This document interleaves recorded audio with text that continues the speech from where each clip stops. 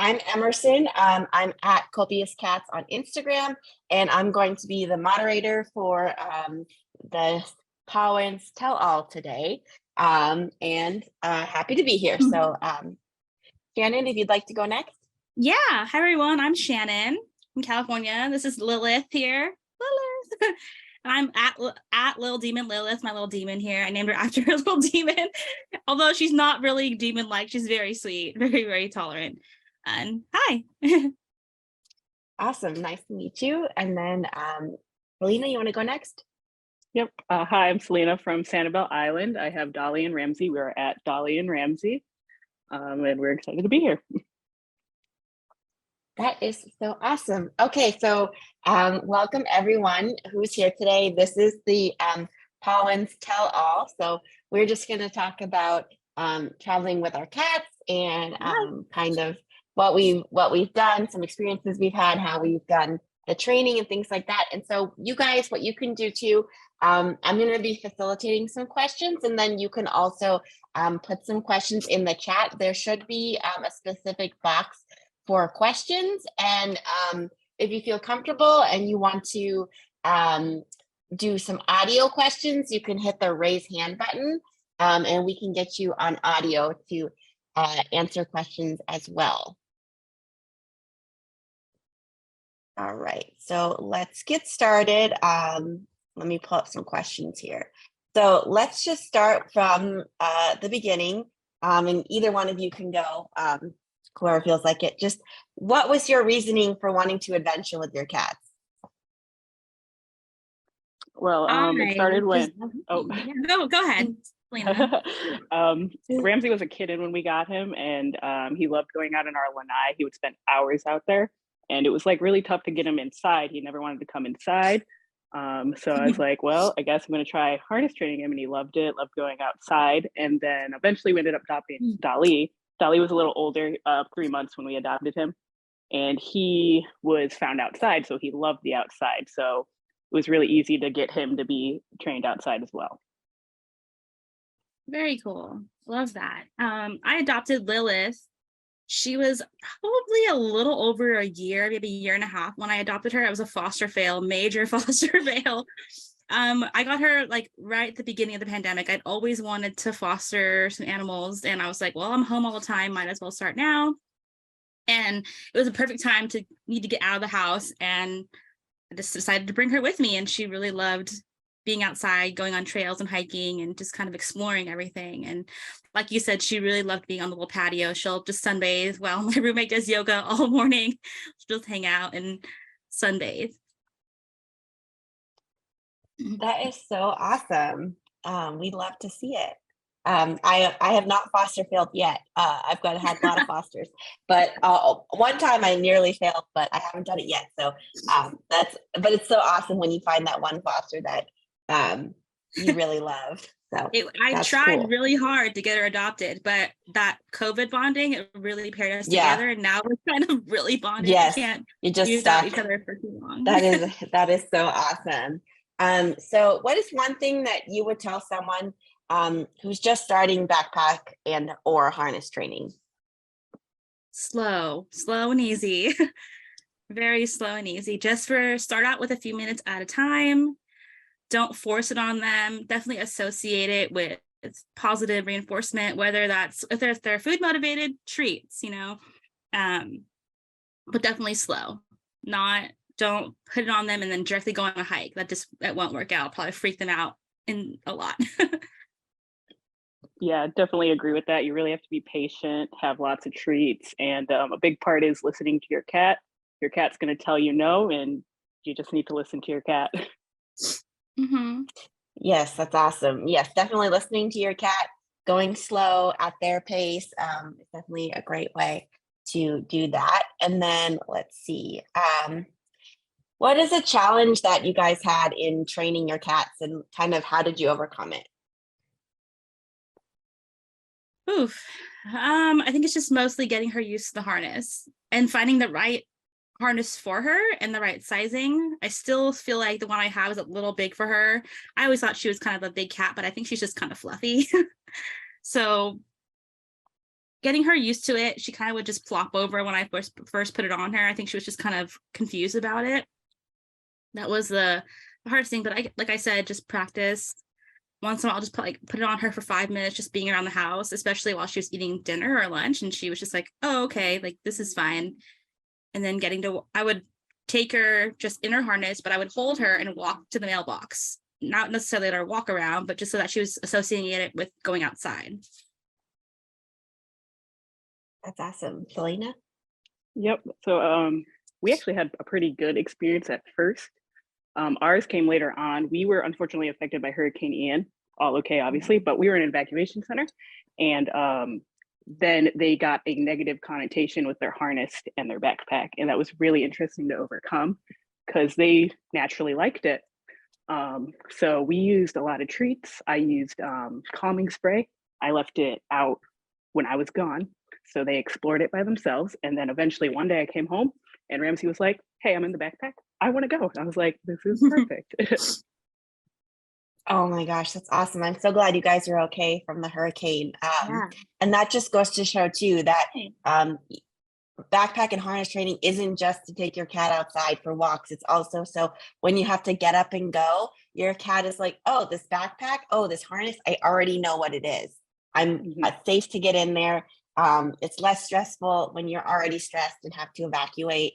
And I imagine that even though your cat got stressed, that it was helpful like in the evacuation center because they're already harness trained. You didn't have to just leave them in the carrier, 24/7. You knew that they could be right next to you at all times. Yeah, that was the awesome part. They had a pet little area and I got to walk them on their harness. I'm like, this is perfect because I can't imagine if them having to be stuck that whole time. So Yeah, absolutely.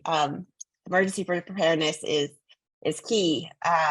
What has been kind of one of your favorite adventures that you guys taken your cats on? I've taken Lilith to the beach. I've taken her up to Lake Tahoe, and she definitely liked Lake Tahoe more than the beach. The beach, I think, was a little bit too loud and scary. There's a lot of other animals around, but we did like a really long, like 7.5, maybe 8 hour car ride up to Lake Tahoe, where I'm actually from. I'm from the Bay Area originally, and we wanted to go to the snow during the closure. And I didn't realize how much she would like it, but she was just all about the snow and seeing all the birds outside, and that was probably one of the more wild places I've taken her. oh yeah, my favorite was actually the beach with Dolly. He it was our first big outing with him. We usually just walked around our neighborhood, so I was a little nervous. I didn't know how it was going to go, but I took him early when it wasn't too hot, not too many people there. Perfect in the car ride. He loves car rides, so that always makes it easy. And then we got out. He was calm. He just walked. He was like, I want to go this way. He like let her walk. He was great, and I think that's one of my best experiences. That is so awesome. I wish Lilith liked the beach. We're trying. Yeah. We're trying. It's just so hot lately sometimes. Yeah. We have a cooling scarf that helps a lot too. Oh. So yeah, because it gets hot on I've our been beaches. thinking about getting one of those like stroller fans. Oh, yep, stroller fans too. I know. I love those handkerchiefs that like you just get them wet and then they kind of keep them cool and start to dry, and then you just wet it again. That is so awesome. So I am just looking here in the chat just to see what some questions are. Let's see. Someone says, I have struggled to leash train my one cat. He hates anything around his neck. So did you guys, how would you kind of, have your cat struggled with that, and how'd you overcome that? We've never had any problems with anything around her neck, but she doesn't like anything too tight around her body. I mean, maybe just slowly, just for a few minutes, associate it, put it on the ground. Anytime there's treats around, offer treats up. Just have them accessible and not hidden away. Just kind of have them be as a normal, not scary routine, just in that sense. Yeah, going off that, when Ramsey was a kitten, I don't know if he hated it, but he kept playing with it. He like tried to get it off. He was just like playing more so, I think. But the way I got him to overcome that was I would, like you said, I would put it on for a little bit, take it off. And a big thing is associating it with a treat so that they know, oh, this is a good thing. So I'd put it on, take it off, get the treat. And also, like Shannon said, my go-to with them is leaving it unattended in the house somewhere where they're going to walk up to it, they're going to sniff it. I also really like using calming sprays on things. It really helps the cat just be like, oh, I like this. It's on my own terms, and that's what helped me with Ramsey. Definitely. Yeah, that's awesome. Someone is asking about training videos for harnessing. You can definitely check out the Travel Cat, Your Cat Backpack social media. There's a lot of posts there, and also just if you search the hashtag like Travel Cat, Your Cat Backpack, a lot of Instagrams have posts about that, and check YouTube as well. Travel Cat does have a YouTube channel, so you can look there as well. And then someone says they've been walking their cat on a harness, but often they want to watch birds instead of hike. I guess that's kind of, is that normal? Like what should they do? Things like that. Yeah. I think that's pretty normal. I just went on a hike, kind of a walk with Lilith yesterday, and probably about 60% of the time she just wanted to stop and sniff the bushes. And you just kind of have to let them do that. Kind of let them explore outside. Otherwise, if you keep pulling on them the leash, they're gonna not enjoy that. And they're not gonna want to be outside, and they're gonna want to hide. They could pull out of the harness if it's not secure enough. And so you just want to be safe. And at first, like, as I said, keep it short, let them explore. Maybe even, like, Lilith really likes paved paths, so like she likes to have a direction to go. If we have an unpaved path, she gets way more distracted, like way more interested in what's going on around her area. Yeah, maybe try different areas, different pathways, quieter pathways, less busy ones at first, and then just kind of move up towards more hiking. Yeah, I definitely agree. Ramsey's a big watcher. He'll stop, lay down, big eyes, just watching what's going on. I really just listen to him. When he's ready to walk, he'll let me know. But with Dali also was the same, but he was more receptive to clicker training. So that is what I did with Dali. And now we are at the point where I'll let him look for a little bit. And I'm like, if we're going to keep going, I click twice and he knows that we are going that direction. And there are a bunch of videos out there too, if you're interested in that. Yeah, that's awesome. Yeah, cats, we definitely know cats are not dogs, and they want to spend a lot of time sniffing, looking at bugs, looking at birds. Wow, sorry, my cat is throwing her backpack on the floor in the background. So we definitely know cats are not dogs, and they'll just want to sniff a lot. I also have to pick my cat up after a while and just be like, look, I'm ready to move on. I'm sorry, but I can't sniff this flower for 20 more minutes. Okay, so someone has their cat where they put on the harness and he pretends that he doesn't know how to walk. He does that thing, where you pancake or they're crawling. Have you guys dealt with that, and how did you fix it? Lilith was a little bit like that when we first started. I think part of it was it not fitting her correctly. And also she really likes the little tube treats, so I kind of would eager on to walk towards me, just small steps, whether that was going upstairs, downstairs, across the room. It's, like I said, it's really slow go.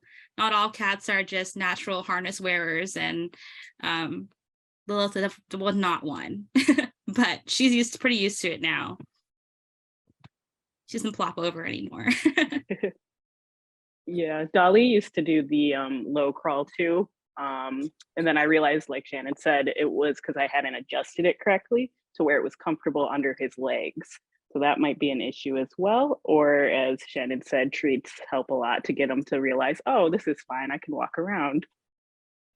Yeah, Travel Cat has a bunch of different sizes, and they also have the H style harness too, and that might be more comfortable for your cat as well. So try both. You never know what your cat feels comfortable in, if it's rubbing against their armpits or what when they're walking, if it's too tight, too loose.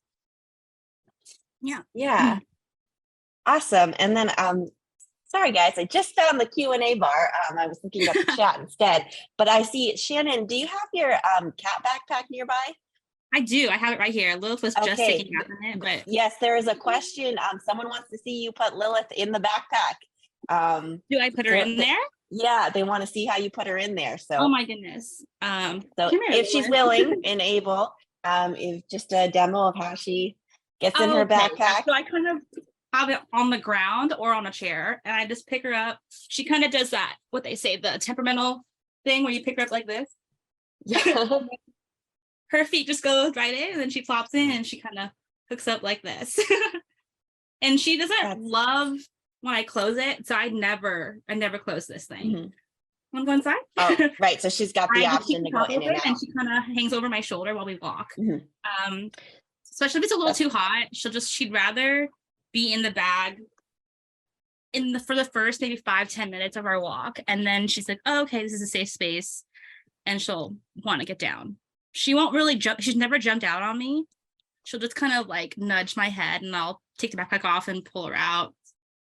She's never jumped out of the bag, which is kind of nice, actually. Yeah, that's awesome. All right. So along the same lines, just going with the backpack here, someone is asking, their cat is really great with the harness, but they're having a hard time getting their cat used to the backpack. How did you guys do that? Well, before I found Travel Cat, I had a different backpack, but it wasn't that great. She didn't love it. And then somehow I just had gotten an ad for Travel Cat, and I just would keep it like on its side on the floor, and she would just go in there on her own and occasionally take naps. I think it was the same association with like the cardboard box. So I just kind of left it as a safe space for her if she needed to go away, to want to be left alone, take a nap. Just kind of leaving it as an option. Not only is it like a stressful situation of, hey, we're going outside, if they're not used to that yet, just having it in the house, being a normal piece of furniture, I guess you could say. How about you, Yeah, Selena? that's how I got. Yeah, that's how I got both of them used to it too. They just laid in it. Probably let it lay there for weeks before I tried to get them to actually be in it and take them out. You know, I just wanted them to be comfortable. Like, is this a safe space? Because that's also a big part, is the backpack needs to be a safe space when you're out and about. I also use treats. I'd throw them in there. So they were like, oh, I'm going to go in here and get a treat. And then when we moved up from them going in by themselves, when I would put them in, it would immediately, I'd have that treat with me. Okay, you're sitting in there, you're going to get the treat. And then when we were done, when they would exit the backpack, I'd also give them one treat, just to enforce that it is a good thing and it is your safe space. Right. And I will say Lilith is not a treat cat. It took me months and months and months trying to figure out what she liked. And so if your cat is not food motivated, you're just going to have to find something, whether that's cuddles, pets, toys, anything that really that they are motivated for. That's what you should try. Oh, definitely. Yeah. Surprisingly, so Ramsey's treat motivated for certain things, but when we are out and about, he is pet motivated. So it's really interesting. So when we go for walks and he's feeling uncomfortable, instead of a treat to comfort him, I give him little pets and he feels a lot better. Oh, okay, that's awesome. And then just so everybody knows, we're in the last couple of minutes here. So please stay. We're going to do a couple more questions, and we're also going to announce the winner of the prize for this Zoom room. So you do need to be present in the room to win. So we will do that in just a couple of minutes. So we have a question. Someone says they're really interested in taking their cats on hikes, but they're worried about off-leash dogs and other predators. Do you guys have any tips for that? I think starting out on paved areas, whether that's just around your house, local parks, close, like even if you have a yard, a backyard would be great. It just takes a while to get used to that. Lilith definitely is very aware of her surroundings. So if she hears a jingle of a collar of another dog or another cat or something like that, she will kind of pause and her ears will perk up and she'll look at me. And if she wants, you could tell, I'll just pick her up over my shoulder and she'll jump right into the backpack. I think it's just being aware of what their body language is and being aware of your surrounding. Yeah, definitely. We always started around our house, and my other thing was to make it known like where our door was. So in case they did by chance get spooked, my cats knew where the door was. And Dolly would always tell me when he wanted to go inside. He would walk to the door. So I think that's a good thing to make them feel comfortable. And then again, we would go to places kind of early and try to avoid, running into other people. And that helped a lot to make them feel comfortable and things like that. And then just reassuring that they know the backpack and that the backpack's good and that they can go into it. Because we did have an encounter with Ramsey the other day, our first dog encounter. It was leashed and everything. It was a hyper puppy though. And Ramsey hasn't had interactions with dogs. So I was a little worried when I saw this hyper puppy coming. Obviously, I'm always aware, so I noticed it. And then Ramsey noticed it. And he surprisingly just went right in the backpack. He knew, here's a puppy. I'm not sure how I feel about it. And he jumped in his backpack. So definitely making sure that backpack is a safe space for them. Yeah, that was a really good point about knowing where the door is. And when I first started training Lilith, I would hold her and just walk to the mailbox. And then I occasionally would let her walk to the mailbox and then walk back home. And a long time ago, my roommate accidentally left the door open. And it's not like Lilith to run out the door, but I think no one was home. So she just kind of walked out. And that scared me so much, but she just found her way back home. She was just sitting on the porch waiting for someone to open the door. Yep. And she just knew her way home. And I think it's just because I've associated that a couple times I've had to get back home where the door is, where we're going. And so try that. Like, if you're worried about your cats running away, if you're worried about other animals, it's just letting them know what the sounds are. And that they're not in danger when you're around as well.